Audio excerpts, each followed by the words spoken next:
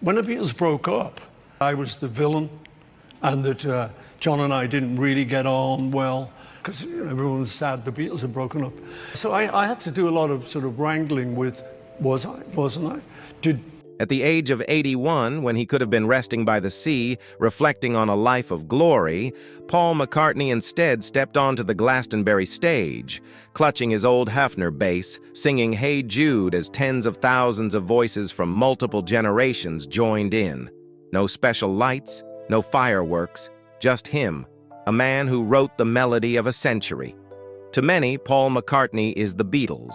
But to him, that was merely a chapter in a novel still being written. He lost his mother at 14, was jailed in Japan, and was once blamed by the world as the man who broke up the legend. Yet he kept moving forward, quietly, unguarded, carrying only music and a belief in the simple things. He wasn't rebellious like Lennon, metaphysical like George, or witty like Ringo. Paul chose endurance, through love, discipline, and the ability to find beauty in what others overlook. An old piano, a sentence from his mother in a dream, a chorus that never quite ends. If modern music history is a symphony, Paul McCartney isn't the opening fanfare or the final drum beat. He's the main melody, flowing throughout. Sometimes we forget it's there, but then we hear it again, on the radio, in our hearts, or in the middle of an old afternoon we're reluctant to leave.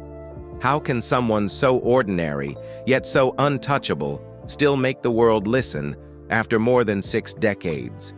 And why, among countless faded cultural icons, does Paul McCartney still stand without ever needing to say he's a legend? The answer, perhaps, lies in the life he has lived.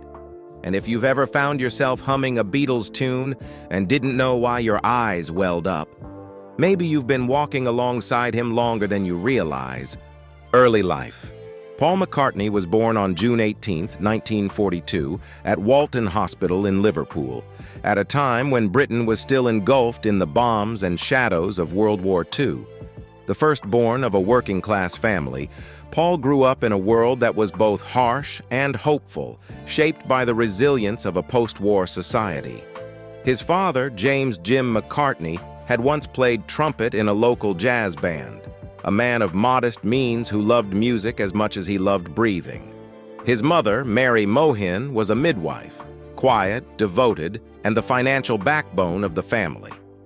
In Paul's eyes, she was the strongest woman he had ever known, until the day she was gone. When Paul had just turned 14, Mary died suddenly of breast cancer. It was a loss he never truly overcame. No goodbye, no one to teach the boy how to keep going without his mother.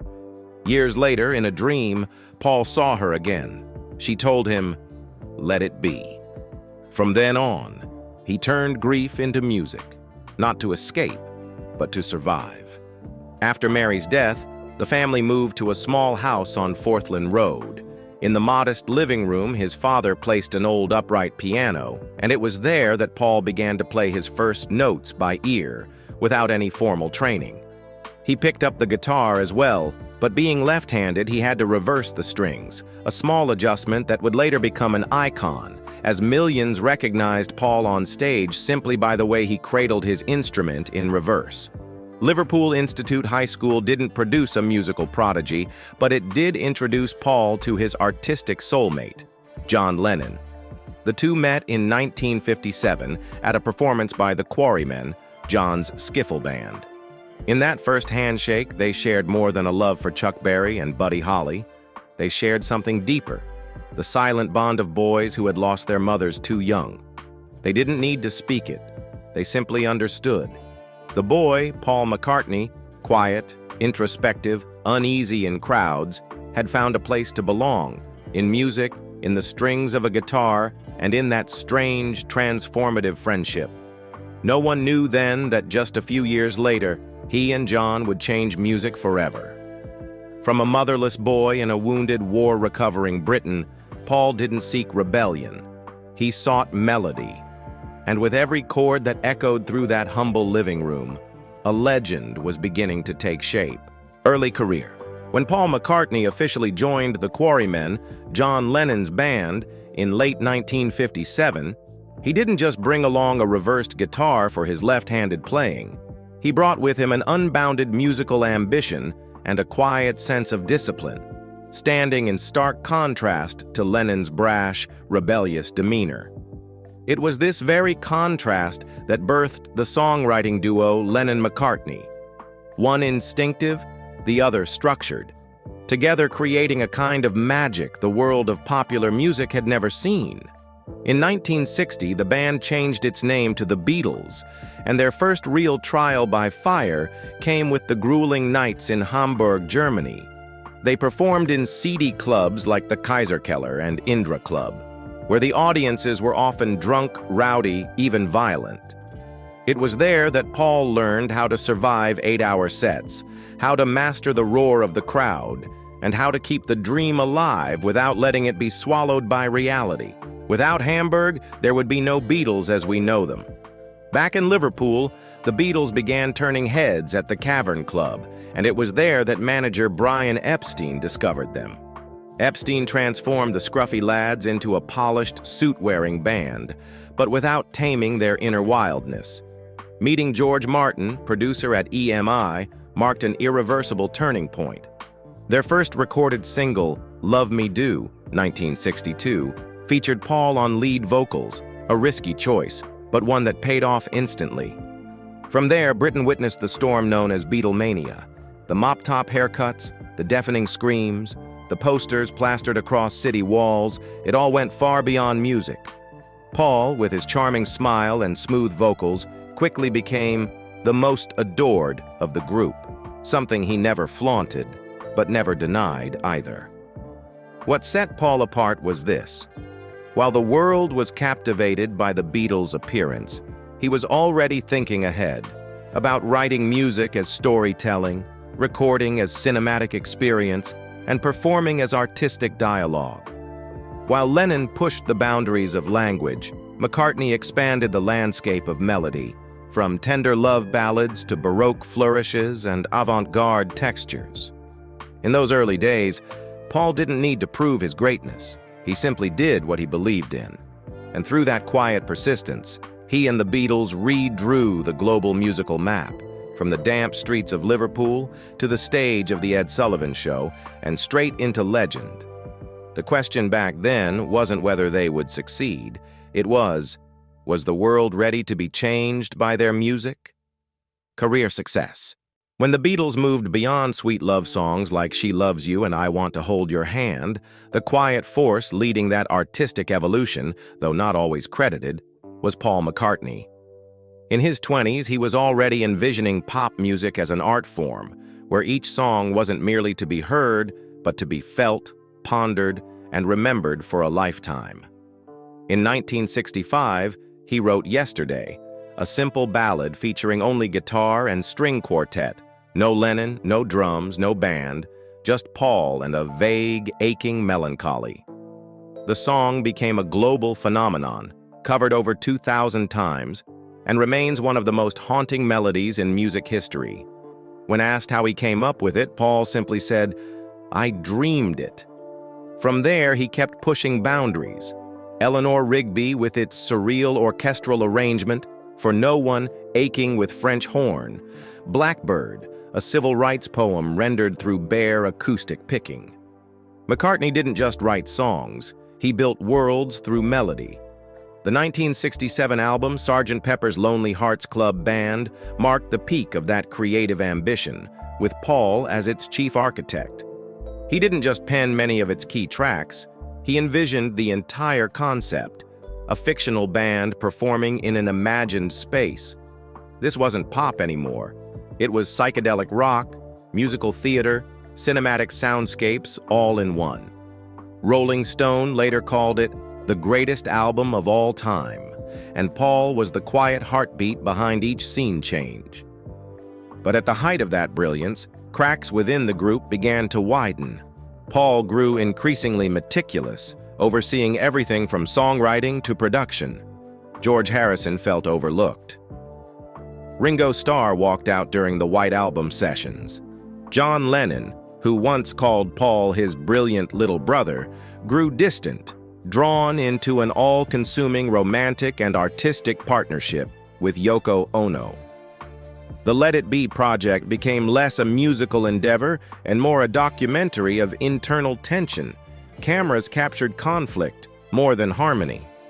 Paul tried to hold the Beatles together, but was seen as the one trying to control it all. When the band finally dissolved in 1970, it was Paul who publicly announced his departure and filed legal action to formally dissolve the group. The public turned on him, branding him the traitor, though in truth, he was trying to protect what they had built before it could be dismantled by new management. Paul McCartney's artistic triumph didn't lie solely in hits. It lay in his courage to venture into uncharted musical territories when no one else believed a pop song could make someone cry, except him. And sometimes the price of that boldness was profound loneliness even within the very band he helped create. When the Beatles broke up, the world mourned the loss. Paul, he retreated quietly to a farm in Scotland, saying nothing, offering no defense. He didn't fight over the legend because he knew in time people would realize. It's often the gentlest melodies that stay with us the longest. Scandals and rumors. After the Beatles broke up, Paul McCartney didn't retreat. Instead, he formed the band Wings with his wife, Linda McCartney, a photographer with no formal musical training. Wings produced memorable hits like Band on the Run, Jet, and Live and Let Die, earning massive commercial success and millions of new fans. But critics were harsher. They claimed Wings' music was too safe, lacking innovation, and trapped under the massive shadow of the Beatles. Paul heard it all, but kept writing, kept singing, as if he had nothing to prove except his love for music. But 1980 marked the deepest fall of his life. Upon arriving in Tokyo for the start of an Asia tour, Paul was arrested at Narita Airport for carrying nearly half a kilogram of marijuana in his luggage. He was jailed for 9 days in a Japanese prison, facing the threat of long-term incarceration and a lifetime ban from the country. The entire tour was canceled, and the media swarmed in. In that moment, it seemed like everything might collapse. But Paul didn't shift blame or offer excuses. He simply said, "It was for me. I shouldn't have. I know that." The tragedy didn't stop there. Later that same year, John Lennon was assassinated outside his New York apartment. Paul, who had shared both glory and tension with John, was devastated. Though they had somewhat reconciled in recent years, Paul remained haunted, never truly forgiving himself for not apologizing more sincerely, for not getting one last chance to embrace his old friend. When asked by a reporter for his thoughts, he muttered only, "It's a drag." The seemingly cold response angered the public, but in truth it was the only thing a grieving man who'd buried his feelings knew how to say. The obsession with his presence, or more precisely with his supposed replacement, had trailed Paul for years as the Paul is dead conspiracy swept across America in the late 1960s. According to the rumor, he had died in a car crash in 1966 and had been replaced by a double. Evidence was obsessively hunted. Paul barefoot on the Abbey Road cover, a whispered "I buried Paul in strawberry fields forever," and the chilling lyric, "He blew his mind out in a car." The theory spread so far that Paul had to appear in the press with his wife and children to prove he was alive. He wasn't angry, he simply smiled. "If I'm dead, I must be the last to know." After Linda's death in 1998, it took Paul years to open his heart again. But his second marriage to Heather Mills turned into a public nightmare. What began as a fairy tale romance, a rock legend and a disabled activist, quickly devolved into a bitter divorce. They attacked each other in the press, with accusations of abuse, greed, and deceit. Most of Heather's claims were dismissed in court, but Paul still had to pay over £24 million, one of the most expensive divorces in British history.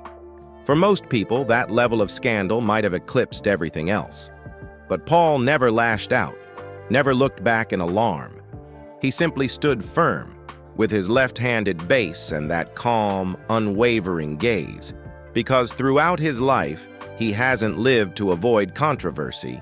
He's lived to keep writing music, and in doing so, he's let the music itself protect him from the nameless ghosts that always linger. Personal life. Throughout his 6-decade career, Paul McCartney has been remembered not only as a musical genius, but also as a man who lived his emotions with honesty. For him, love was never a PR ornament. It was the clearest reflection of one's soul.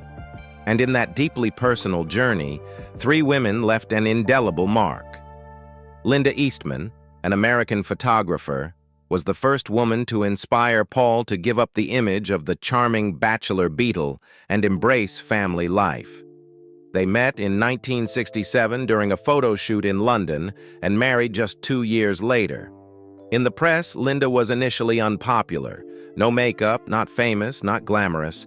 But Paul saw something else, a strong, independent mind, unshaken by the need to borrow his spotlight. Together they raised 5 children, including Linda's daughter from a previous marriage, whom Paul adopted. The McCartneys lived on a farm in Scotland, raising animals, growing vegetables, and trying to live as ordinarily as possible, while the rest of the world called Paul a legend. Linda was more than a wife. She was his bandmate.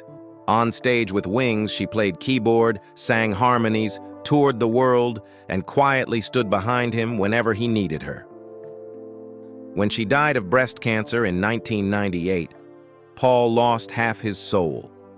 He stopped writing music for a long time, avoided public appearances, and once said, "I didn't think I'd love again." But then came Heather Mills, a model and activist who had lost a leg in a traffic accident. Their relationship began with hope. They married in 2002 and had a daughter, Beatrice. But the marriage soon unraveled. Their divorce became a media spectacle. Heather accused Paul of abuse, selfishness, and control, yet failed to provide convincing evidence. Paul was ordered to pay over £24 million, but Heather's public image collapsed. Paul, as always, did not lash out. He remained silent and focused on raising his daughter with care and devotion.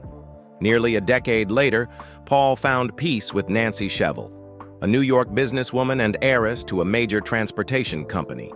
They married in 2011 in a small, warm, and quietly intimate ceremony. Nancy stayed out of Paul's music, never leaning on his fame, something that allowed him to feel truly himself. With Nancy, Paul no longer had to get back up after loss. He simply continued living. In private, Paul McCartney is a loving father, deeply connected to his children. Among them, Stella McCartney, his daughter with Linda, has become a globally renowned fashion designer, known for her commitment to cruelty-free design, honoring her mother's animal rights legacy. Paul himself is a well-known vegetarian, an environmental advocate, and someone who has always tried to shield his family from the chaos of fame. Despite being one of the most famous people on Earth, he took his kids to school, cooked meals, tended the garden, just a regular husband and dad.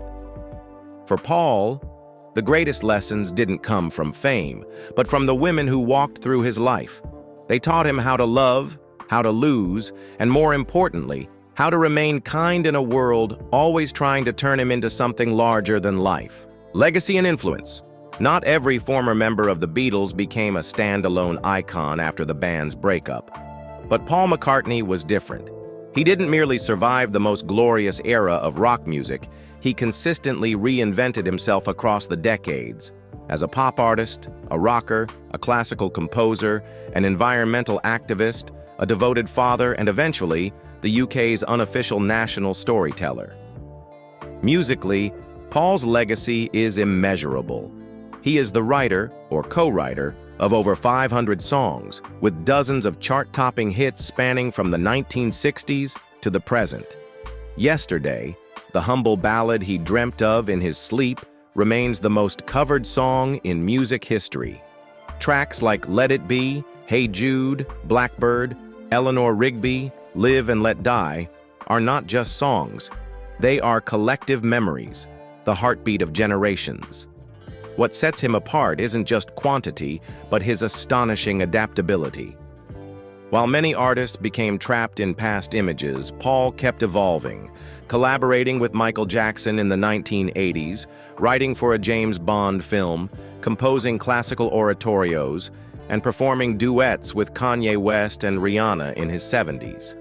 He never said, "That's enough," and neither did his music. Those influenced by Paul stretch across every genre, from Elton John, Billy Joel, and Radiohead to Dave Grohl, Coldplay, Billie Eilish, and Ed Sheeran. They learned not only from his melodic craftsmanship, but from how he lived, quietly devoted, kind, and unwaveringly true to himself. Beyond music, Paul became a significant cultural voice. He championed animal rights, fought for the environment, opposed war, supported young artists, and inspired others without needing a spotlight. He rejected false nostalgia, never reformed the Beatles, never exploited Lennon's legacy, never played the role of a living legend. For all his contributions, he was knighted by the Queen in 1997, inducted twice into the Rock and Roll Hall of Fame, once with the Beatles, once as a solo artist, awarded the Gershwin Prize for Popular Song by President Obama, and received dozens of Grammys over his career. But perhaps Paul McCartney's greatest reward doesn't reside in golden statues. It lies in this simple truth. His music continues to live in the hearts of people who weren't even born when he wrote it. In a world where the old is constantly replaced, his songs still echo, without needing updates, effects, or explanations. He never claimed to be the standard of pop music. But through 6 uninterrupted decades of presence, Paul McCartney has become the measure by which all artists after him must orient themselves, not for comparison, but to understand just how kind, enduring, and extraordinary pop music can be. Present life. At 82, Paul McCartney still lives as if tomorrow might bring a brand new melody. While many of his contemporaries have chosen to retreat from the spotlight, he keeps touring, keeps writing, keeps moving forward. Not to prove anything, but simply because he's never known another way to live. In 2024, he reignited his Got Back tour, which stretches well into late 2025, with nearly 80 shows across South America, Europe, and North America. From Glastonbury to Tokyo, Mexico City to New York, tens of thousands of fans, ranging from teenagers to those who once sang Hey Jude in the 1960s, still rise to their feet in unison. Whether it's a sold-out arena or a small warm-up gig at Bowery Ballroom ahead of SNL's 50th anniversary, Paul steps on stage like it's the very first time. Passionate, humble, fully present.